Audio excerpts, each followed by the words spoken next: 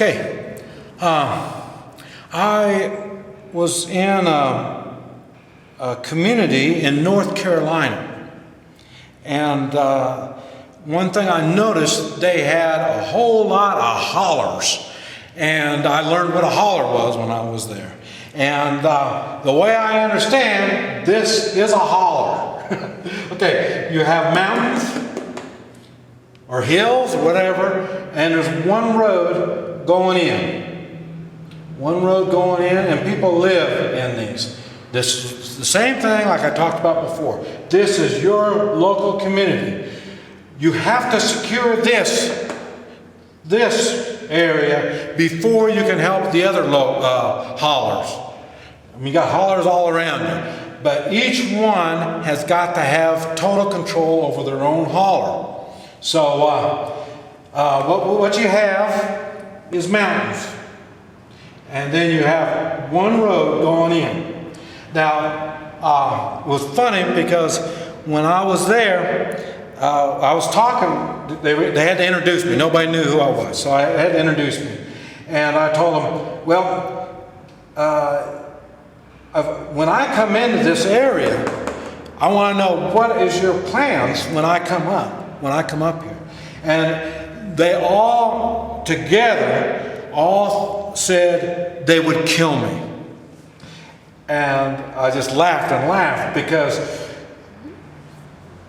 okay, for one thing, they needed me. They need my knowledge and my experience.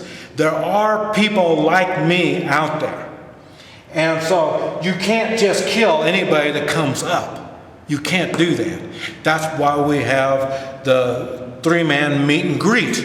You've got to verify who these people are and figure out if they have skills or offer services that could be used in your local community. So you just can't kill everybody that comes up in your area. That's why you were trying to get them stopped down here where we can verify who they are before we let them in to our community. So what they need to do is, like I say, the 3-man militia and a meet and greet. And you'll be, now who's coming in? I don't know. There might be friends or family of these other people. You know, you don't know. This is what you need to verify. So you have this where you stop. This is going to be your main point. And remember we talked about the arrows? You put arrows over here and signs that say this is a safe place. You go here. That's the safe place. If you go any place other than that, you will be considered a threat. You put the signs up. So they got these signs. And then you'll have these signs all around over here. The signs, all arrows, bring them down. Bring them down. You don't get anybody. You don't want people coming over the mountain to you. So you put the signs, leading them that, and put the signs, one sign where you can look and you can see the next sign, and the next sign. You know, so when you look at this sign, you'll see this sign. You walk to that sign, you'll see that sign, and that's where you're going to lead them back over here. You do that. Remember, I said, as what makes a militia so powerful and the most strongest fighting force in the world is we have morals. So we can't just go kill people. You just don't do that. That is not the morally correct thing to do. So we're giving them opportunities to get out of danger. This is what you're doing. Now, over here, one thing that I was surprised they didn't do it. They didn't have it. Now I'm sure they do. But when I was there, what they had was quad wheelers and motorcycles. And that's what they use to run around their mountains. Well, if I'm coming across this mountain, I can hear your motorcycle. I can hear your quad wheeler. I can hide, and when you get by, then I can come on over. So those aren't good things. What you would need would be mules. You need to be on mule back, riding around on mules. Okay, now also, in these mountains, you're going to be riding a mule, checking out these mountains, going around on your patrol. You can't watch them all the time, so you got to be patrols. Okay, so you'll be patrolling these areas. Also, every so many, like you'll have point A, point B, point C, and right on around. And what you're going to have in these locations will be food, water, first aid, guns, ammunition. That's what's going to be in these points. And they're going to be all around here, up in the mountains. And the thing is, you're riding your mule, you're checking things out. If you have any problems, you get hurt, you got accident, it'd be nice to have communication devices in here too. And then all you got to do is make it to one of these points, and then you'll have food, water, first aid, guns and ammunition, and like I say, communications. You tell them, I'm at point B, fell off my mule, I broke my arm, and then now we can send people to help you. Okay? Another thing, if they get in a gunfight, with some outsiders are coming, you get in a gunfight, and then you work your way to try to break off the contact. Get away from it. Go to point B, or whichever point, and then you let them know you made contact, you saw 8 people, they're well armed, and then you can stay right there until these people come up and get you. And it'd be the same thing if you have sniper teams out here. They're not riding mules. You just have snipers that just kind of, like you have your sniper set. You have your sniper set right here. That's your sniper. That's a good area. He can see real good. And maybe he'll get out to get some exercise. He'll walk over here and check this out, and then he'll walk back. And he'll do the same thing over here. Walk back, and he'll have it all set up where he can walk, he can see without being seen.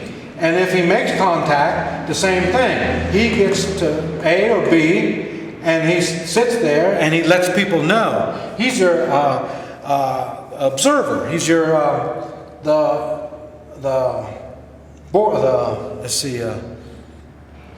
your security. Look at it is what it'd be. Observer, outside observer. But this way you can get out there. You can have 1 or 2 people doing the job, or 3 if you got a good 3-man sniper team, and then they can even cover a bigger area. They might be able to set up. You don't want to set up in these A, B, and C, these points. You don't want to set up on those. You don't want to have paths going over there, because then anybody can just go right to that path. But you have a place close to it, and then have a sniper set up there, another sniper set over here, and then your third one can come over here, give that guy a break, and then he can sit and snipe, and the other guy can walk over and check out the other guy. So, I mean, this could be like a mile, maybe 2 miles. So you can cover a lot of area on this stuff. So this is why you have these points around, and like I say, you'll be able to protect your borders better. Okay, now at the same thing, just like we talked about before, you need to find a place, one of these houses, unless you have a fire department, and maybe in your holler it's a big, maybe it's a huge holler. I don't know how big it is. Some of these hollers I know get big. And they may already have a fire department. And like I say, they might have a mayor. I don't know how haulers work, but you want that fire department. We talked about that before. I made a video taking over public facilities. That's one of the facilities you want to take over. The fire department. The fire department will have medical stuff. It's got the fire trucks. It's got big trucks. The trucks you can put down here to block the road. They've got communications. They've got a lot of stuff. That's why you, as in your local community, need to control that fire department.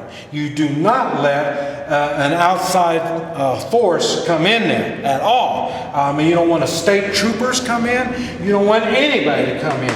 They can come in here, but they will be under your direction.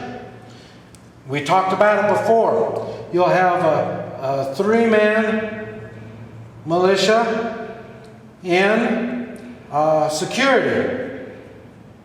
They're the ones that are in charge of making sure the snipers get out where they need to be. They're the ones that are in charge of making sure that roadblock is good.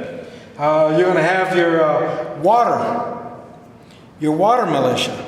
They're going to be making sure that the people have all this. These people all have to have as much water stored as possible. And so they're probably going to have water wells, but still you need to have all this stuff because you may not have the electric to run those water wells. And then when you're talking about the electric, if you're running a generator, the same thing. Your fuel is going to be limited. So you don't want each household running their generators doing all this stuff. They're going to be on some kind of a plan. Now what you're going to need is a 3-man militia in logistics. And what they're going to do is they're going to coordinate with all these households. They'll have a generator, and then go around to each house with a generator, kick on the generator, and that'll help them fire up their freezers, get their water well, pump up the water, do all this kind of stuff, and they can go around to the next house, instead of everybody running all that gasoline, running all that juice when they don't need it. I mean, these people aren't going to be sitting on their ass in their house. They're going to be up here in the mountains somewhere, or they're going to be down here. They're going to be at a first aid station. First aid station. Remember we talked about if you have refugees coming up, you need to give them a place, a secure place to camp out, and first aid. So these people have responsibilities. They're not going to be sitting around the house watching TV, playing on the computer, watching DVDs. They're not going to be wasting electricity. Okay, so they all have responsibilities. So that's why you need the 3-man logistics to go around and help everybody make sure their households stay good. Remember we talked about it. You have to take care. Your responsibility as a militia is you, your family, your friends, and your local community.